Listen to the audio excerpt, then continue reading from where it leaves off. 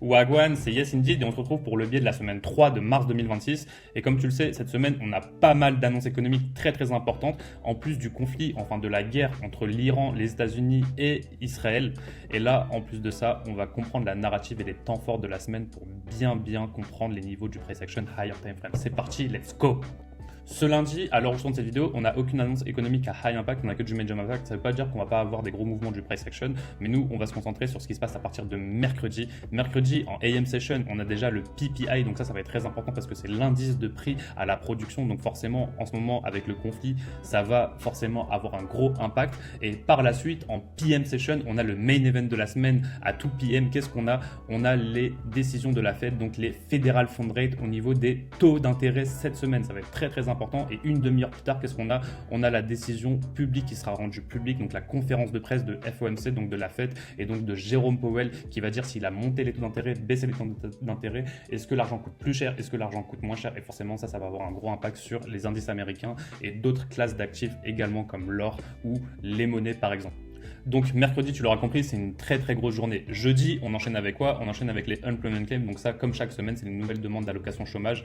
Et ça peut driver le prix très fort parce que c'est le jour de la distribution en général le jeudi. Et le vendredi, qu'est-ce qu'on a? On n'a aucune annonce économique et on n'est pas à l'abri que Trump il nous fasse une allocution de dernière minute et que ça fasse bouger encore plus le marché. Et qu'est-ce qu'il faut retenir cette semaine? Tu l'auras compris, la guerre est continuée à s'intensifier. En plus, on a toujours le problème avec l'Iran qui contrôle le détroit d'Ormuz.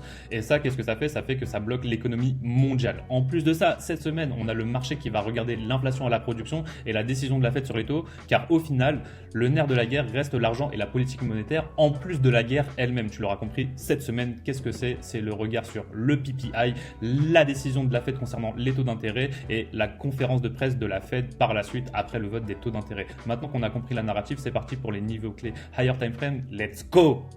Nous voilà de retour sur TradingView, on est en 3 mois, une bougie vaut un trimestre et comme tu le vois ici sur le SP500, on n'a pas encore atteint ce BC 3 mois, on devrait potentiellement le revisiter cette semaine et on l'a revisité ici sur le Nasdaq, donc on pourrait aller plus profond dedans cette semaine, c'est ce que j'attends pas forcément des bonnes nouvelles, à part si la guerre elle s'arrête et qu'on a une bonne politique monétaire, c'est pas ce que je pense qu'il va se passer.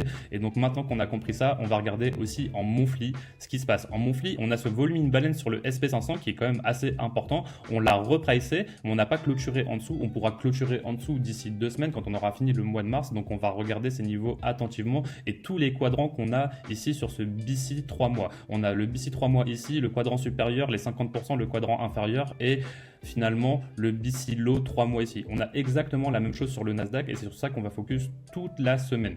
Weekly, qu'est-ce qu'on a? Comme tu peux le voir, là, à l'heure où je tourne cette vidéo, on a le marché qui a déjà ouvert, on ouvre plutôt à la hausse et qu'est-ce qu'on fait? On revisite, que ce soit sur le SP500 ou sur le Nasdaq, on revisite le New Week Opening Gap qu'on a créé la semaine prochaine. Le prix, s'il veut, il peut repricer une partie des New Week Opening Gap, on en voit 2 ici sur le Nasdaq et on peut repricer ici pour faire potentiellement un haut de semaine. Une fois qu'on aura fait un haut de semaine, on sera sûrement mardi, mercredi, on aura la décision de la Fed, on aura aussi le PPI et on pourra peut-être dégringoler étant donné qu'on aura potentiellement des mauvaises nouvelles. Avant de repricer ici, on va parler de ce qui se passe au-dessus du prix. On a ce New Week Opening Gap qu'on pourrait repricer, on a les 50% de cet ancien New Week Opening Gap et là, si on passe maintenant en daily, on va voir quoi? On va voir que notre séquence ici, elle a démarré suite au rejet de ce propulsion block. On a bel et bien eu une prise de liquidité, on est descendu ici, on a eu un beau market structure shift et on a travaillé dans ces New Week Opening Gap qu'on a eu dans les semaines précédentes. Là, cette semaine, on voit qu'on a clôturé vendredi ici et qu'on ouvre ce lundi ici. Donc on a un New Week Opening Gap ici sous le prix que j'ai pas tracé et on pourrait repricer dans ces anciens New Week Opening Gap dans ce petit déséquilibre daily, pourquoi pas au niveau des 50% et on pourrait retomber par la suite. Quand on regarde la même chose sur le SP500, qu'est-ce qu'on voit? On voit que la séquence elle a commencé au même moment et on voit que cette séquence elle a commencé suite à une divergence. Donc maintenant qu'on a eu cette divergence ici et qu'on a eu une première séquence, on pourrait avoir un retracement et une manipulation ici au niveau du Hold New Week Opening Gap high ici et pourquoi pas redescendre la même idée que sur le Nasdaq. Donc si je te dessine ça avec une flèche, à quoi ça ressemble? Ça ressemble avec une ouverture ici, accumulation, manipulation ici et pourquoi pas une distribution dans la seconde partie de la semaine. Ça nous aura permis ici d'avoir un petit short term low ici qu'on viendrait chercher dans la seconde partie de la semaine, puis ensuite on irait sur le 3 mois BC high donc au niveau des 24 151, et ici au niveau du previous week low, donc 24 000. Un chiffre tout rond comme on aime. En dessous, qu'est-ce qu'on a? On a les 25% de notre BC 3 mois et on a les 50% ici. Les 50% correspondent aux 23 787. Et entre les deux, qu'est-ce qu'on a? On a ce volume imbalance monthly qu'on n'a pas touché ici sur le Nasdaq. Donc maintenant que tu as compris les niveaux de prix qui m'intéressaient, on va passer en 1 heure pour zoomer un petit peu. Donc ici, en 1 heure, qu'est-ce qu'on a? Si on dézoome comme ceci, on a un beau RTH gap que tu vois ici. Si tu veux le voir, ce RTH gap, tu passes en regular trading hours. Ici, on est en électronique, on passe en regular trading hours, d'où le RTH ici.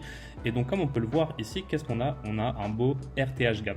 Ce beau RTH gap ici, c'est là où on va sûrement faire notre manipulation de semaine. On a un marché qui est complètement inefficace ici, on va le rendre efficace. Pourquoi pas prendre cette petite buy side? On pourrait aller plus loin ici, chercher même cette buy side ici, toucher le All New Week Opening Gap ici, high, et par la suite dégringoler. À partir du moment où on a repricé ici, on aimerait voir le marché s'éloigner du displacement baissier et complètement aller vers les targets baissières que je t'ai montré précédemment. Si on repasse en Electronic Hours, comme ceci, on peut voir que le marché actuellement, il a ouvert ici, il va monter dans le RTH gap pour par la suite faire son point haut. Et une fois qu'il aura fait son point haut, il aura toutes les raisons, donc pourquoi pas mercredi ou jeudi, de descendre et nous faire une belle distribution baissière. On va repasser en daily pour que tu puisses voir ceci un peu mieux.